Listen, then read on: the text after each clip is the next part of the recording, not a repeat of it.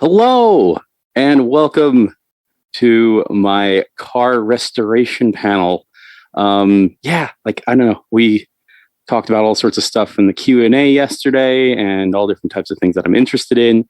And car restoration is something I absolutely love doing. And I've been doing it for about 17, 18 years now.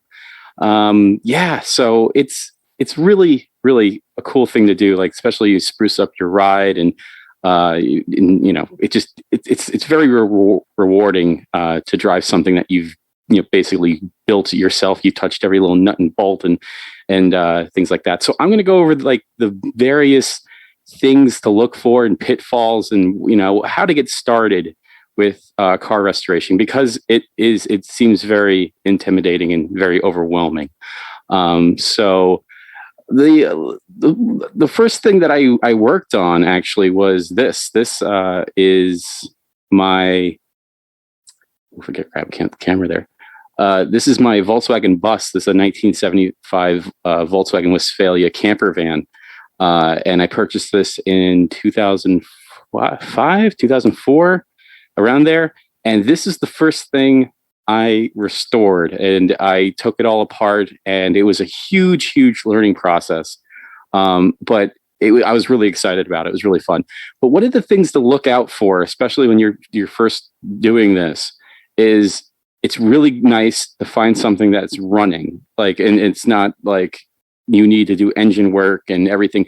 As far as restoration goes, it's really nice to have a running, driving car that's just a little beat up and worn down, because you can really focus on the body work and things like that. Because if you do also the engine and the body work, then it's two different balls of wax, and that's when it gets really overwhelming sometimes. So a good place to start is just to find, it doesn't even have to be a classic car. It could be your own car. If it's a car that's like 15, 16 years old and it's getting a little worn out, it's just, you can just go through the body work and everything like that. So yeah, with this bus, I basically had to take out the interior, the roof, everything, because it was sitting for years and years and years, and mice got in and ate the interior, and it was really gross.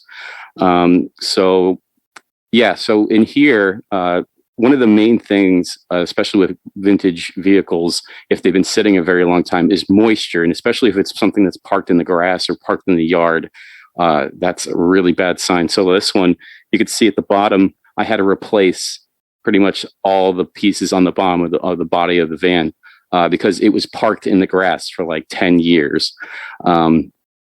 So that's another thing to look out for if you're looking for a potential project or something. Always see where it's kept. It doesn't have to be in a garage, as long as it's off the grass. That's always a good sign, because if it's something in somebody's backyard that's been there for a while, that's really bad, because all the moisture and everything from the dirt can come underneath and rot the floors and all sorts of things. So that's what I ran into with this, because it was not parked in the driveway.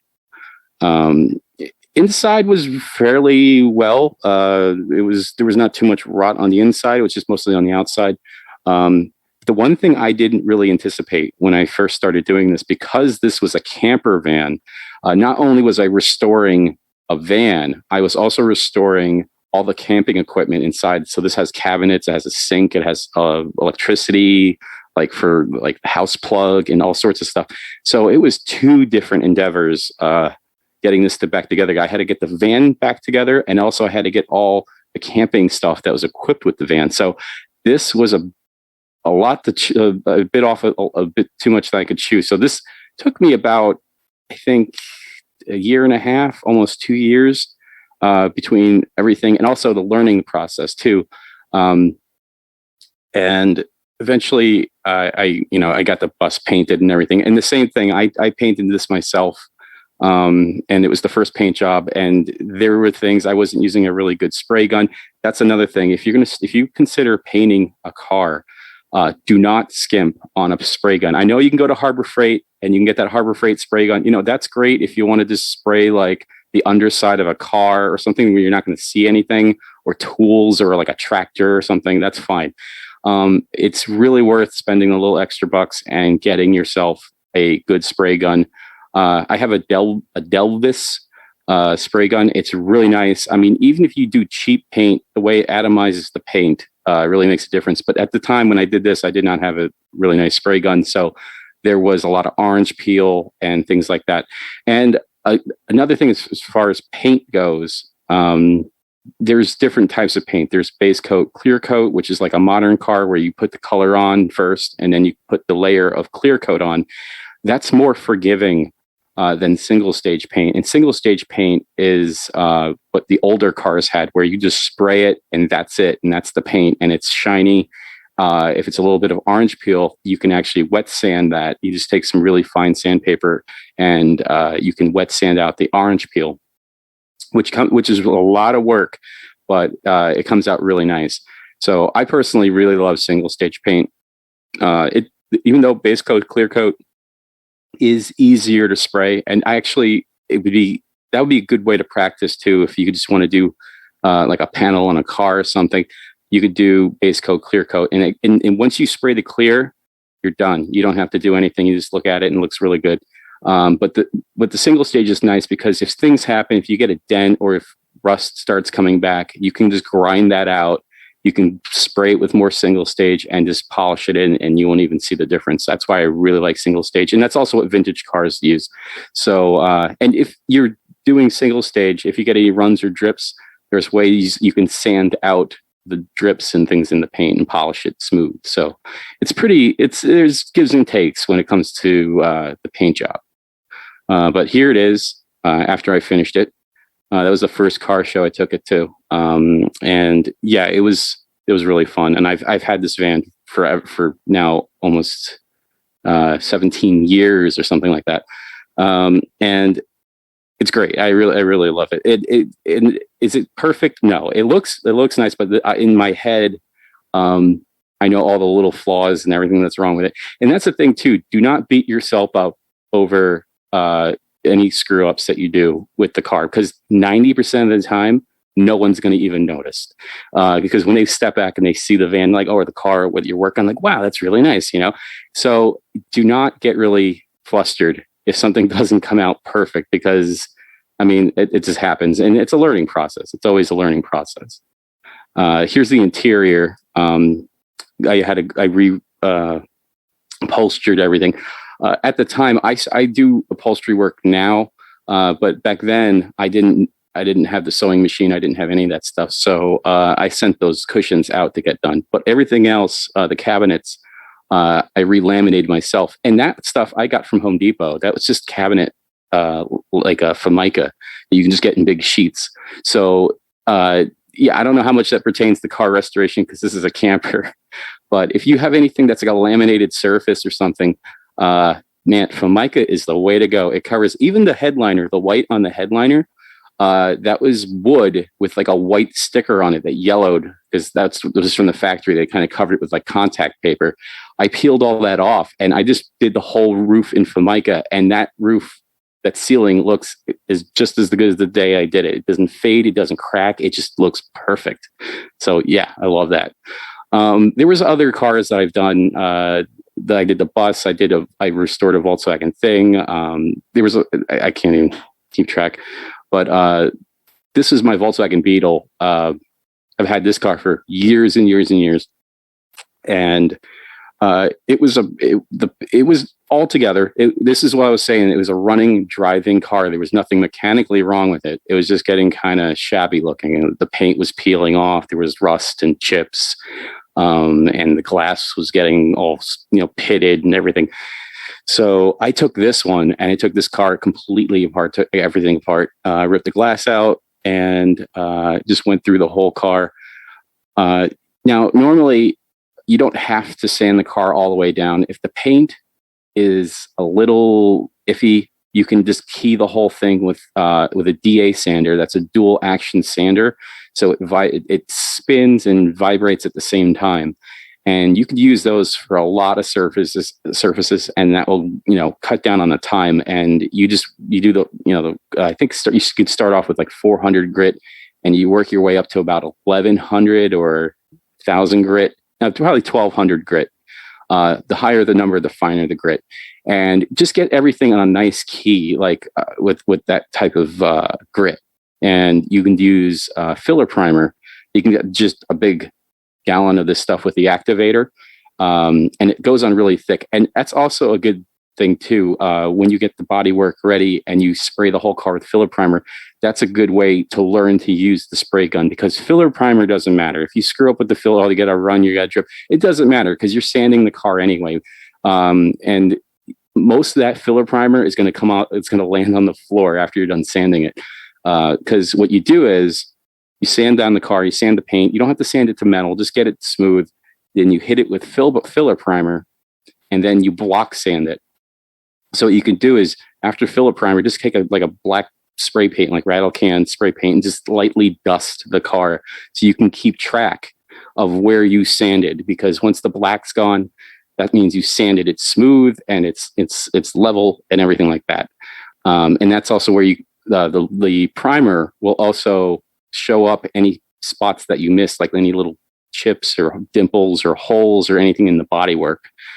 So yeah, filler primer is great. You can spray it, you sand it, you spray it, you sand it. You can do it as many times as you want to make sure that you get that body perfectly smooth in the way you want it before you do paint. Because that's the thing. People are really really gung-ho about just painting the car. It's not about painting the car. It's about the preparation of the car. That's where all the work is. Actually painting the car itself, the action of spraying the car, is maybe like an hour. It goes really quick, depending on how many coats you want to do. It's all about the preparation. It's same thing in this car. I gutted the interior, and amazingly the floors are good. Volkswagens are known for rotting in the battery trays and everything. But yeah, this was pretty nice, and I started doing that. One of the things I absolutely love using in my restorations is POR 15 or POR 15. It's like a rust preventative thing, or it's like black paint, but it just sticks incredible. Like, you know how if you paint something and you can take a screwdriver and basically scrape the paint off? This stuff, this POR 15, is amazing. You paint this on, you cannot scrape it off. It's just on there forever. And most of these cars that I do, I always make sure to do the floors just entirely with POR 15, because no matter what you do, the old cars always leak. You could get the newest seals, the best gaskets, they just leak. They weren't that great when they were new, and that's just what they do. So I always make sure to do the floors with POR 15, just as a safety measure, because if it gets wet, it doesn't matter. It's POR 15. It's not going to do anything. I even did the underside of this car, the entire underside of the Beetle, with POR 15. So the thing is like super sealed. But one of the things I did with the Beetle, this was my first time doing it, was the headliner. Now, there's no way to sugarcoat this. Headliners suck. They just suck. You just have to do it. There's a couple little tricks and things, but there's nothing that makes it easy. This took me all day. Like, it had to be 6 hours, 7 hours just getting this headliner right, because the older cars have these metal bows in the ceilings, and you slip the bows through, and then you pull it back, and all the bows kind of line up in the ceiling. And it's really critical to get the center of the headliner with the center of the windshield, because if it's racked either way, you're going to get wrinkles. So you have to make sure that the center and the rear are perfectly aligned, and from there work your way out from the edge of the windshield and around. There's more to it, but like that sucked, and it was a lot of work, and it's just, there's nothing you can do about it. Do I recommend trying? I mean, I never did it, and it was my first time, and it was tough. It was really tough, but it can be done if you have patience. If it's not, I just recommend taking it to an upholstery shop and letting them do it, but they're going to charge you, because the headliner itself is, for Volkswagens, especially Beetles, I think they're only like $60, $75 or something like that. They're cheap. It's just the amount of time it goes in to put one of these in. So here's the finished headliner. And what I did is, especially with the classic cars, the way that most of the windows are put in, the gaskets, like new cars, the glass is glued into the body of the car, and then there's a plastic trim panel on the inside of the car. older cars, they used like a rubber gasket where you put the glass in and you pull a string around. You put a string inside the gasket in the groove, and you pull the string, and then that pulls the window into the car in the rubber gasket. But the rubber gasket also holds in the headliner, so it's really critical to make sure that the frames and trims and everything are glued down really tight before you put the glass in. So I bought like 1,000 of those metal binder clips, and I went around every edge, and I just left it for days with the glue on it, just to make sure that was, you could see the little binder clips there. So when I pulled that out, the glass went in pretty easy. So yeah, it's just, headliners are a lot of work. And there it is. It's finished. Yeah, that I did that with the original red from Volkswagen is like a little darker. It doesn't really pop. And I wasn't that crazy about it. And this is my car. I wasn't doing it as a like pure restoration. I built this for myself I built it exactly the way I wanted it. So it has like billet aluminum running boards, and it has an upgraded stereo and things like that. And I did this in Dodge Viper red. And yeah, I really like how it came out. That's another thing too. If you're picking car colors, red is very expensive. The price of paint actually varies by the color. And the pigments, there's some types of oxides or something to make red cost more than the other pigments in the auto paint. So if you're planning on painting a red car, be prepared to shell a little bit more money to do this. Also, as far as paint goes, and you're thinking you're like, oh, if I paint the car myself, I'm going to save some money. Like, yes, you will save money if you paint the car yourself. But the materials for the paint is still not cheap. I think it was $150 for the gallon of red, but then you need the activators and the hardeners, and each one of those I think is like $40 or $50. So you're still in the hole for about $200 to $250 just for the paint. That does not include like sanding materials, masking tape. Like, all these things do add up. But if you start getting into the groove of restoring cars, like, you eventually just will have this stuff. So I have a ton of masking tape. I have masking paper. So that I don't really have to worry about. But you have to take that stuff into consideration, because it's not just the paint; it's also the prep tools and everything that you need for the paint job. So you're still going to end up spending about maybe $400, $500 if you do it yourself. And that's with normal average price paint. I personally really like Nason's single stage paint. It's made by DuPont. And now DuPont's they make some really high end paints. But the Nason paint is really good, especially the single stage solid colors. So if you're doing an old car, Nason's is definitely the way to go. If you have a paint coat or something like that, I've used Nason for everything that I've done so far. So yeah, I really like that paint. This is my 1974 MG Midget that I picked up last summer. No, the summer before that. It was 2 summers. Not this spring, the spring before. This was cool. This is another one that it's a mechanically sound car.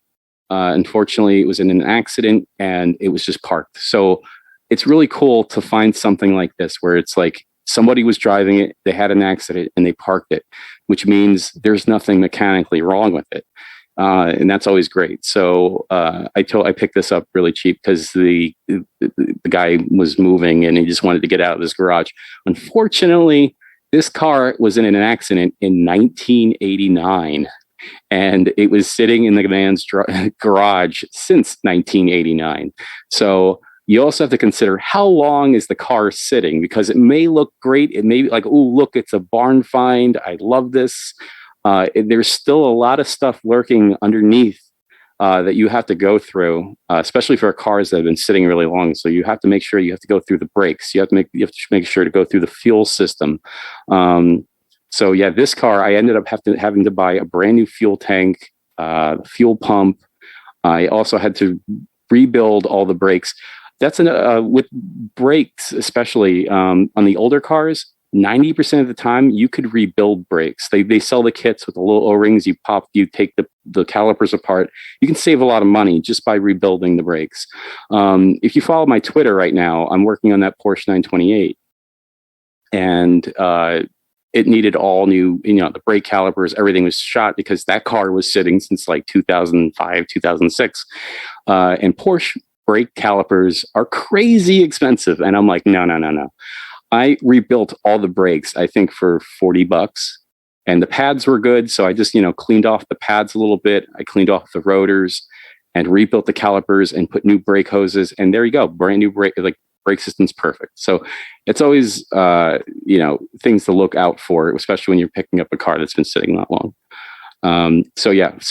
I'll cover like how to fix the dent, especially that dent right there.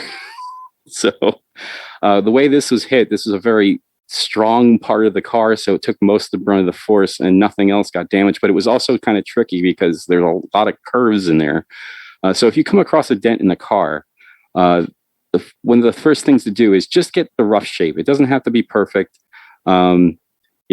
Hammer it out, get it as close as you can. As long as the metal is not sticking out. If it's sticking in a little bit, that's fine, because we can go over that with filler and primer and all that stuff. They do make now like these little welding tabs you can weld with a slide hammer, which is the big metal weight on a pipe, and you just kind of whack this thing to get the metal out. I don't have one of those. I have an old-fashioned one where you drill holes and then you screw in the slide hammer, and it's just a big metal screw, and you just yank it and it will just pull it out. And you have to kind of work backwards when you're taking a dent out. You have to see, okay, where was the dent in, where the direction it came in, and where was the damage. And then you have to work your way and kind of reverse the way it happened. So if it went in like this, you have to work on this side and slowly make the metal go back this direction. Because you can't just start, yanking over here, expecting it to come out, because the damage is all the way over here. You have to start here and work your way out to get the dents out. So you rough that out, and then you can go over it with filler primer. There's different types of, people, Bondo. Everybody's like, oh, there's this Bondo. There are different types of Bondo, especially if damage that's really bad like this. I like to go over the first coat with, it's Bondo glass. It's Bondo with fiberglass inside the Bondo, which it makes it a little extra strong. And I'll get the rough shape with that, sand it down. Then I'll go over it with regular Bondo, which you can see is the pink right there. And the final step, you can leave just Bondo if you sand it really good. It's a little bit porous, so if you do when you do paint it, you may see some little holes and pits and things in it. But to really finish it off and do a professional job, you have to buy glazing putty, and that's the blue stuff right there. It's Bondo, but it's really fine grain. So when you sand it, you don't see anything. It's just constant. It's just all smooth. So it's really important to go over all your work with glazing putty. So after everything's glazed and everything's done, then you can just spray it with the filler primer. And if it's a spot just a spot of the car, you don't need to buy the expensive spray gun primer. Rattle can primer works perfectly. And if you're doing any work where you sand down to the metal and you go through the paint and you go through the primer and you're down to metal, it's critical that you spray the part with etching primer. It's primer, but it has an acid that actually etches the metal to ensure that everything else sticks to the metal. So if you ever get down to metal, make sure to use etching primer. But after that, you can do the filler primer, and I swear by this, always wet sand, wet sand, wet sand. I know it makes a mess, but when you do the filler primer, just wet sand that with 1200 and you'll feel it. You'll feel and then use your hands. Your hands will tell you everything when you're going over the work, and you'll feel every little dimple or imperfection, and you can go back with some glazing putty, go over it and sand it again, and get that exactly the way you want it. So it's always important to wet sand. And once all that's done, you're ready for paint. And I use the same thing. That's the single stage Nason paint. Now, this car, I use this on the weekend. It's not a show car. It's just like I like whipping around in it, and so you can spray it and leave it. And that's what I did, because this car, I don't know, I would leave it in the grocery store. I'd go, so stuff would happen to it. It's fine. So you can spray it and wet sand it and really get like a show finish if you want to wet sand out the orange peel. But the way this laid out was pretty nice, so I just left it the way it is. But that's the single stage Nasons with the Delbis spray gun, and it came out pretty nice. And here it is, done. After sitting for since 1989, I was able to get that car back on the road in about, I think, 4 months. And yeah, it's a blast to drive. And what's really nice is because it's got new brakes, the new fuel tank. I did the coil, the cap, the rotor. I did a tune-up on it, new belt, new hoses. So I just went through the whole thing with a fine-tooth comb, and so it's a really good car. And it only has like, I think, 32,000 miles on it, because the car, when it parked, it was only like, I don't know, 13 years old or something at the time. So it feels really fresh, and it's really nice. But yeah. So that's my tour of my restoration. I've done some other cars as well. I did the interior on my DeLorean, and I did the interior on the MGB and things like that. But yeah, if there's any questions or anything like that you would ask me, I'm open to questions.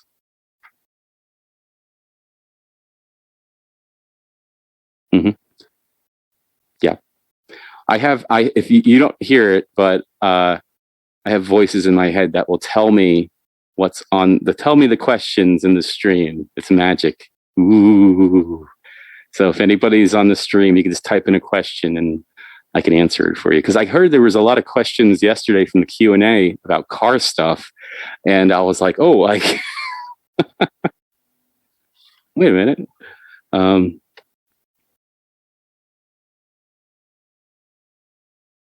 The next project car.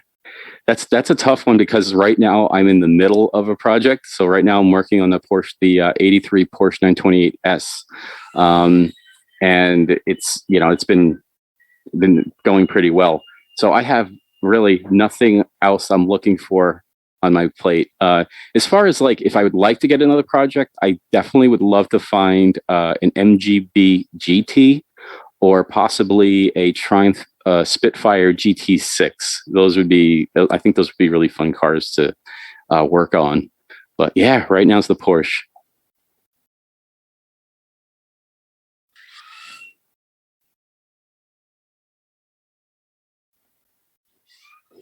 Oh yes, actually I did. It's funny with the way I ended up with the midget. I wasn't even looking for an MG midget. It's weird. My first car was an MG midget when I was in high school, and I loved that thing. It was beat up and stuff, and I had fun with it. And I sold it regrettably. But I don't know. I never was getting another midget wasn't on my radar. I was working on I bought a brown 1977 Triumph TR7. And that car, I was like, ooh, this is it. I want to, because for some reason, I really wanted a TR7. And I found this one in upstate New York, and I got it towed home, and the floors are completely gone. The suspension was shot, everything. It just needed it needed a lot of stuff. The interior was shot. And so I was just like, at the time, I'm like, all right, I just got to do it. I got to start, because it ran, but it needed a lot of stuff. And I was looking for parts. And I found the MG midget for sale really cheap. And I was like, ooh. And I bought the midget. And then I was like, oh, crap. And I pushed the TR7 aside and started working on the midget. But then I was looking for parts for the midget. And I found another TR7 that was in really good shape, that was in a barn. that had nothing wrong with it. It was just sitting there and it needed like some sprucing up. And I was like, ooh, so I bought that TR7. And then I took the brown TR7 and I'm like, forget this. I'm not touching this. And I actually took all the parts off of it and cut that car up and threw it away. So yes, I did have some failed attempts, failed projects.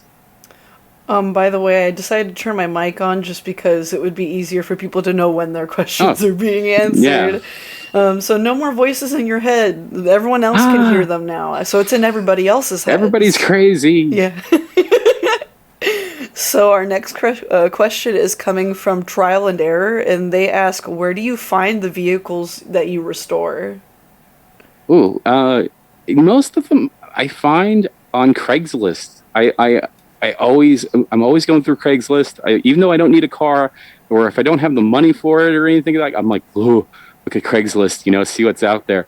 So like, I'm always looking at Craigslist, and usually the best deals that I find are the ones that get posted. Like you look at like the hour, and it's like, oh, it was posted like 2 hours ago. Those are the good deals. When if you go through and you see a car that's been on there for 2 months, and you're like, oh, there's got to be something wrong with that. So the best deals that I found were like right posted on Craigslist. Like the midget was posted like a couple hours. I ran out there and looked at it.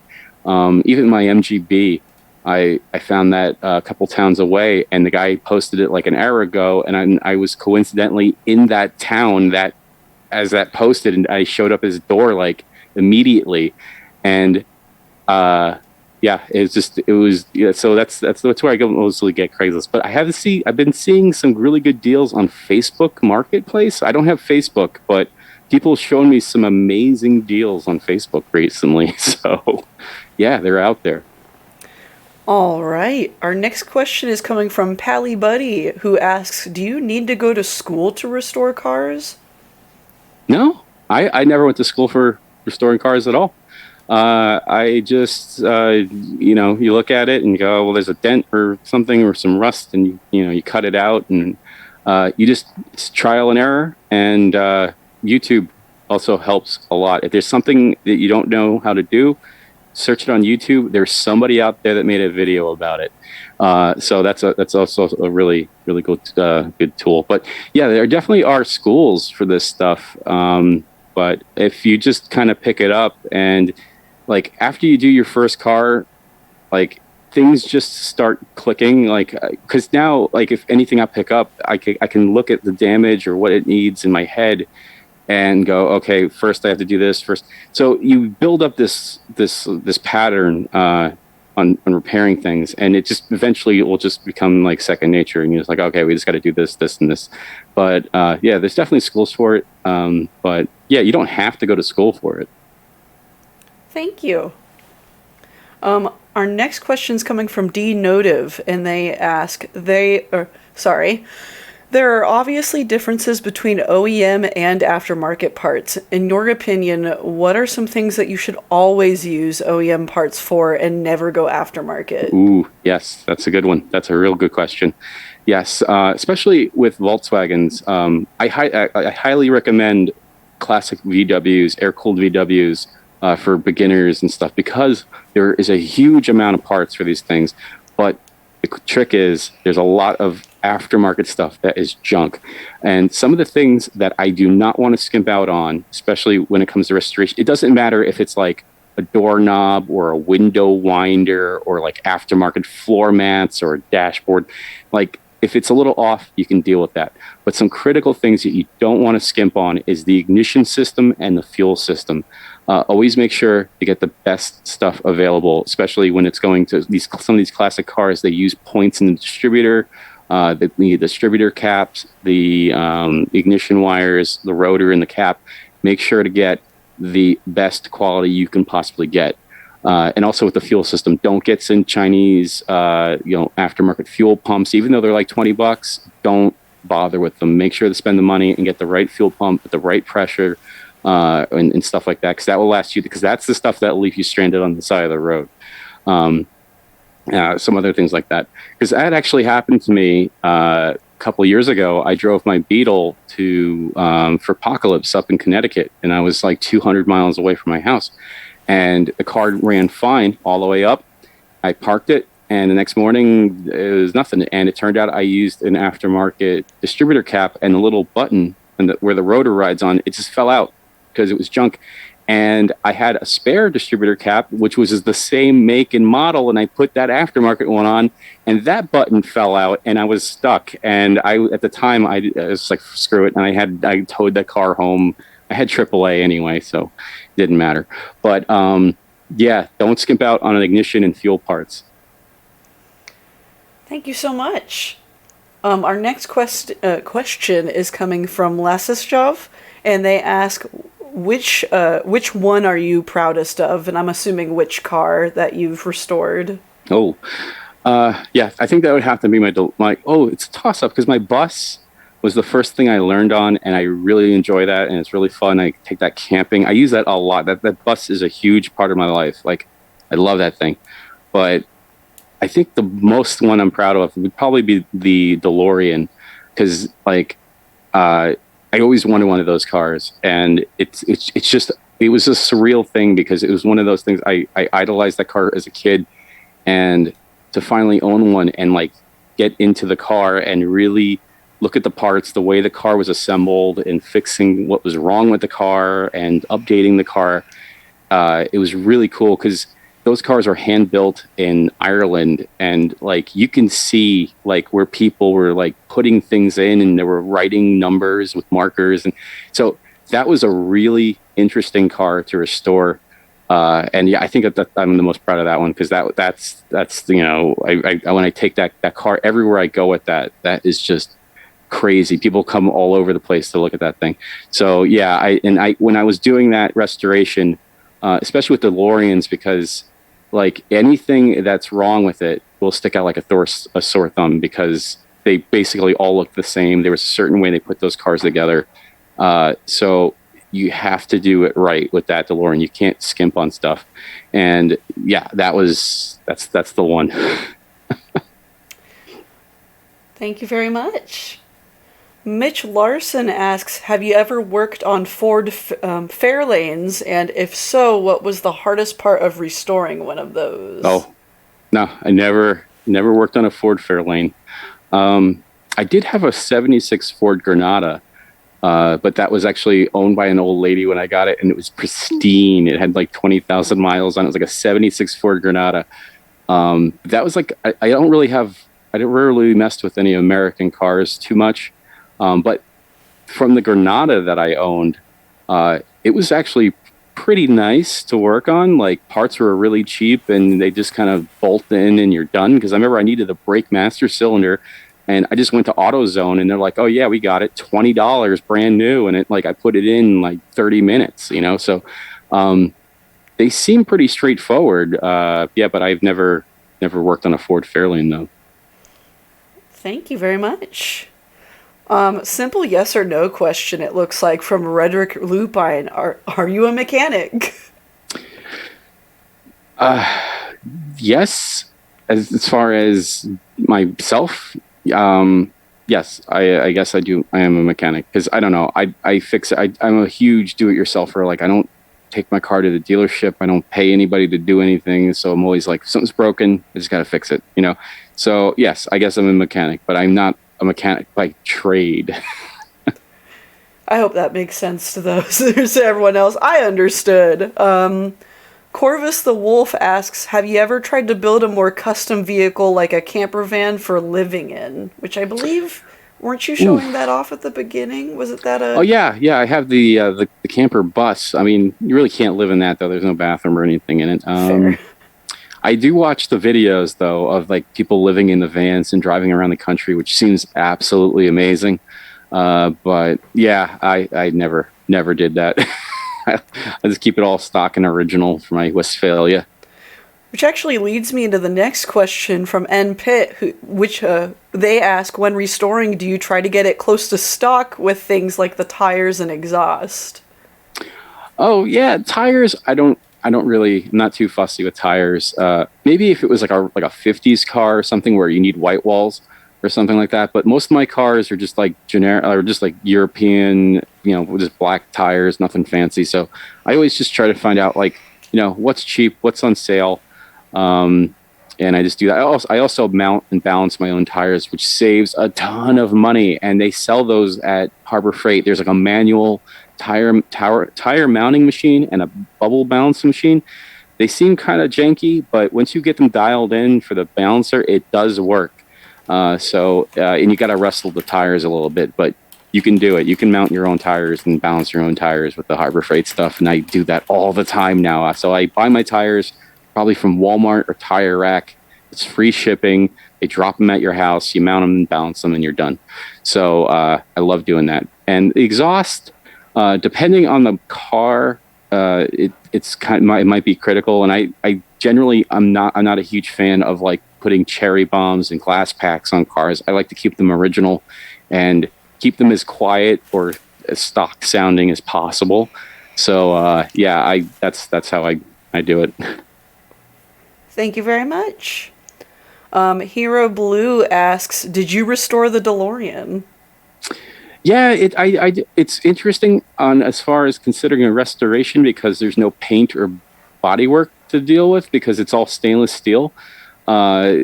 So I didn't have to paint anything. The only thing I had to restore were the front and back bumpers because the paint and everything was peeling, and the headlights above the headlights on all the DeLoreans, they warp. And you have to straighten that out. You got to heat them up and stuff like that and get them back to the original shape. So I had to restore that. But I also had to, again, that car, the previous owner didn't drive it a lot because when I got it, it only had 12,000 miles on it. And the guy was like, it only has 12,000 miles. But especially with that type of car, the earlier cars, some of them have mechanical fuel injection. And that's the worst thing for them to do is to sit and not drive them. And when I purchased the DeLorean, it needed the complete fuel system restoration. So I had to drop the tank. I had to take the fuel pump out. I had to do new injectors, new injector lines, new fuel distributor. So I had to basically go through that whole car mechanically. And then I had to do the body work. And then I also had to do the interior, do the seats. We had to replace the dashboard, repair the binnacle, the knee pads. So it was a restoration. But it was like a two-part kind of thing because when I bought the car 11 years ago, I did everything mechanically to it, so it was mechanically sound, and I was so happy about the car. I used to drive it around with beat-up interior in it for 10 years until about last summer. I was like, all right, let me do this, and I spent the whole summer just redoing the interior. So now the car is fully restored, yeah. Thank you very much. Gorbashson, or Gorbashian? I'm so sorry if I'm pronouncing your name wrong, but, and I'm sorry if I pronounce any of the car terms wrong. I'm not very familiar with it, but they ask, have you ever used a DIP for coating parts with high wear and tear so you can just peel it off and spray it again as it gets worn out and scuffed? Nope. No, I don't do any of that fancy stuff. I just, I paint it and call it a day. And then if it gets crappy, I sand it down, paint it again. There you go. That's your answer. Gay Rye asks, how many cars have you worked on? Oh my God. I started, as soon as I got even before I had my license, I was tinkering around with cars and stuff. I remember my dad got me a 68 Volkswagen Beetle out of the junkyard just to play with. And I was taking it apart and seeing how everything goes. So it's got to be probably at least 50 cars over the course of 20 something years. Like, gosh, that's a lot. And that's a long time. All right. Tigerfire 200 asks, what about modern cars? I'm assuming they're wondering if you've worked on any modern cars. I've done some, like, I guess modern cars now. It's funny that my modern cars are now 19 years old. That's the newest car I own is 19 years old. But I do own a 2002 Mini Cooper that I purchased brand new when the Mini Coopers first started coming to the US. And I also have a 2002 Audi TT Roadster. And those are my new cars. that I drive to cons and like far away stuff, because that's like my good car I don't have to worry about, but whatever. So yes, I do deal with new cars. I have like the scan tool that tells you, sensors, and I've replaced, position, like crank positioning sensors, oxygen sensors, coil packs. Like, so I know the mechanics of how new cars to put together. But as far as like doing restoration work on the newish type of cars, like body work, actually my Audi TT, at the time when I purchased it, the car was only about 5 years old, but woof, I keep grabbing the camera there. The Audi TT was smashed. And that's what I absolutely love. If you're looking for getting a car and you also want to be interested in the bodywork, you can buy late model smashed repairable vehicles and save a ton of money. And I always liked the Audi TT, and I always wanted one, but they were crazy expensive. And I found one that was smashed in the front, just like the midget. And I was like, ooh. So I bought that, and I scrounged through junkyards and catalogs, and I pieced the front of the car together. And I, got myself a 2002 Audi TT Roadster for like under $5,000. And at the time, those cars were still going for about 16,000. So, there's definitely, you can save money if you put some time into it, especially with the modern cars. Thank you very much. We're going to do just a few more questions. Yeah. Coltram2 asks, is there a special reason why you're into European/German cars? Greetings from Germany. Guten Tag. It's, I don't, my father, when he was growing up as a kid in the 70s, he drove British Roadsters. He had a midget and a Spitfire. And when I was a kid, he had an MGB and a TR6 and all these British cars. So I've always had British Roadsters and things around as a kid growing up. And my dad also works on cars and likes to tinker with stuff. So, it's just, I don't know. As far as American cars, like we would have American cars, but for some reason I always assumed I associated American cars with like family cars. Cause like we would have like a Buick Century, and that was like my mom's car, and my dad had like, whatever. So the fun cars were always like the European cars and stuff like that. So I don't know. I have an affinity towards the European stuff, and I'm like, ooh, it's just weird and quirky and different, and that's what I like about it. That's very valid. Thank you so much. Pally Buddy has come back and asked, do you have any knowledge on aircraft restoration? No, absolutely. Planes scare the crap out of me, and I'm like, I don't want nothing to do with that. That is totally fair. I'll stay on the ground. I mean, that's what cats do. They try to stay in the ground or in trees. Darn cats. But they do make planes that have Volkswagen Beetle engines in them. And I remember looking at this because they make an aircraft company makes a Volkswagen Beetle engine that's for an airplane, but it's built to aviation standards. So this engine is like super overbuilt. And I'm like, man, you could put that in a Beetle and that car would probably run forever, So I did look at aircraft engine parts one time, but that's as far as my extent for aircraft goes. Thank you. All right. Our next question's coming from Daftly Punkish, who asks, I can words. Have you ever worked on a car for motorsport like rally? No, I haven't. No, I never did any type of race cars or rally cars or anything like that. Everything that I do is basically stock original cars. That's it. Thank you. I think this is going to be the last question I can take. Cobalt Silver Star asks, I think my dream resto would be an early model Datsun 240Z. Do you think that would be a great beginner resto? That's an interesting one, because even though they are a popular car to restore, I think parts might be a little tricky, especially the interior pieces like trim panels and things. And those are notorious for cracked dashboards and cracked plastic trim and things like that. But if you were interested in looking for one of those, it's always that they rot. The bodies on those things are notorious for rust. And I think it's a toss up of between the interior restoration and the body work that would be entailed on that car. So if you could find a solid one, I say definitely go for it if you can find it. But if it's got some rot on it, I mean, I think they probably do make the metal to repair those things. But the interior restoration might be a little bit tricky on that one. So it looks like we're going to actually take on a few more questions just so we have some extra time to prepare for our closing. So thank you for bearing with me. No, it's fun. I love it.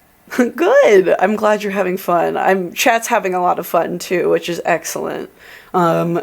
Basis Bit, who I believe also wants to be referred to as QOC, asks, how do you know if you have a bad wheel hub?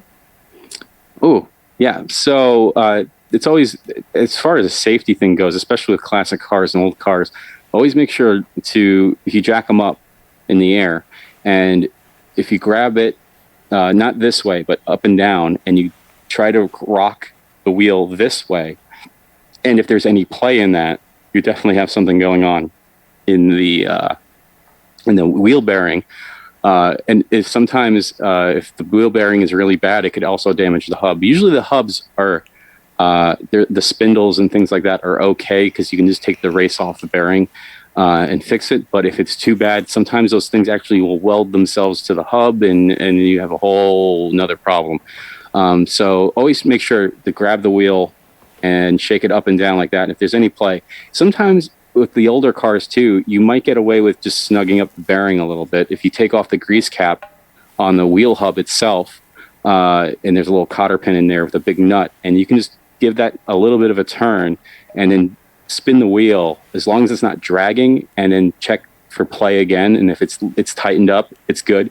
I'd still recommend changing the wheel bearing, but it will be, you could drive it around and you're not going to get the wheel's not going to fall off or anything like that. But you can just snug up the bearings a little bit, give it a little turn. But yeah, definitely that's the trick. Thank you so much. Twix Sparkle asks, what do you think of the NA Mazda Miata? Ooh, I absolutely love that car. Because it's everything that the British Roadsters had. Because Mazda, when they were, coming up with that car, that's when the Roadsters disappeared, in the 80s, and they were stopped selling MGs and stuff, and they totally filled the niche. I absolutely love Roadsters. That's one of my favorite things. So I love the Miata. Excuse me, but I don't know. I never really owned any Japanese cars, but I'm really interested in, because I have the TR7, which has a slant 4 engine, it's crap. It was crap when it's new, and I did everything to it, and it's still just crap. I don't like it. So when that engine dies, I'm totally doing a Mazda Miata NA engine swap with my TR7, because I looked at that engine on the NA Miata, and it's perfect. The way it's laid out, everything on that engine, it just makes sense. It's perfect. It's easy to work on. That's just a solid little car, and I absolutely love it. Thank you so much. D-Notive asks, do you have favorite car shows or car-related programming that you like to watch? Ooh, yeah. One of the things I absolutely love watching right now is Vice Grip Garage on YouTube. It's this Midwestern guy, and he just goes through all the little nuances of purchasing an old beat-up car and dealing with all the problems it has. And he sums it up really nicely. I like Vice Grip Garage. I absolutely loved Wheeler Dealers. If you need inspiration for working on a classic car or restoring a car, I highly suggest just watching episodes of Wheeler Dealers with Ed China. They are the best. I watch those, and it just gets me amped up when I just want to run back in the garage and start working on stuff. It's just the way the show is laid out is amazing. So I highly recommend watching Wheeler Dealers. You heard them, folks. Check them out. All right. Odyssean asks, my 2008 Honda Civic's headliner has fallen down. Would you recommend a restoration newbie to tackle a headliner restoration? Yes, definitely. Headliner restorations are not as scary as they seem, especially the ones, I showed you the Beetle, the old cars, but the modern day cars are really not that bad to do. The most time that takes is the way the headliners are set up. The plastic panels are on top of the headliner and it snaps in. So you have to kind of pop out the panels on the inside of the car and like let them hang in so you can fish out the board. Now, because I know that like it's the glue loosens and they sag and it happens. I actually have to do that with my 2002 Mini Cooper. The headliner is starting to fall down in the back, so I got to actually do this job myself. And I've done it on about a couple other cars, the modern cars that had this headliner. I've done this job, so it's not bad. And so you just got to fish the board out, scrape off the glue. They sell a roll of the material. It's like $20 on eBay, and you just cut it out to shape and you roll it out. Now the trick is to don't go flat down. Just lay it like on an angle and just work the edges, and then lay the rest down. Don't try to go straight down with it because you're going to get creases and all sorts of stuff. So use. I also highly recommend using a 3M spray 90. Because I seen countless people buy spray glue and it's sticky, and then you put it in the car, and then the car gets hot and everything falls down. 3M spray 90 is the stuff to use for interior restorations, because once it sticks, it's done. It's not going out. The car could be 1,000,000 degrees in there. That's not glue. Does not let go. Spray 90 and use that on the headliner, and to just drape it across and then trim the edges. Just let it overhang a little bit, and then once everything's smoothed out, just cut it right along the border of the edge of the panel, and then pop it back in the car. You can totally do it and save yourself a lot of money. Thank you so much. We're going to fit in the last question I can fit in, and this is from someone who's definitely trying to steal my job. Captain Mogram is asking, what is a car that you really want but have never owned? Oh. Ooh, yeah. There's so many. That they're just these. There's some cars. They're just pure unobtainium. You cannot get these cars. I absolutely love the BMW M1, which is amazing mid-engined sports car that BMW made in the early '80s, late '70s. Especially with these types of cars, they had to do a thing called homologation, where they needed the car strictly for racing, but they couldn't race it in a class if they didn't make them for sale to the general public. So they would make these crazy, outlandish cars that they would sell to the public, just the bare minimum to get into this racing class. So the BMW M1 is one. But my other absolute favorite car is the Lancia Stratos, which is just insane rally. It looks like a spaceship, and it came out in the 70s, and that's a sweet car too. I'd love to get my hands on one of those. Thank you so much. Is there anything else you wanted to talk about before we ended things? So when you're restoring it, don't stop. I see so many people. They'll take the car apart and then they'll look at the mess in the room and go, oh, and then just walk away. That is the toughest part to get through. Once the car is all apart, that's the toughest part. You got to just stick to it. And once the parts start going back on the car, you won't be able to stop yourself from putting everything back together. That's where that's the once you reach that point, you're good. So don't get discouraged. Just get through it. And once that stuff starts getting back on the car, it just snowballs, and you will have an amazing car. Don't give up. Thank you so much, CooperTom, and thank you so much, chat, of course. Thank you for tuning in to CooperTom's car restoration panel. It was definitely nice seeing all of you here. You want to say anything else to the chat before we log off? No, thank you for coming to attending the convention and coming to the panel. It was really awesome. I don't usually do the one-on-one talks with car stuff, because I'm always just putting it on Twitter and then we're talking with people in there. So it was really fun to do this. So thanks for coming. Yes, thank you, chat. Thank you, CooperTom. I know I just said that, but thank you. Just thank you guys so much, and we will see you guys at our charity auction and closing ceremonies coming up next. Bye-bye. Bye.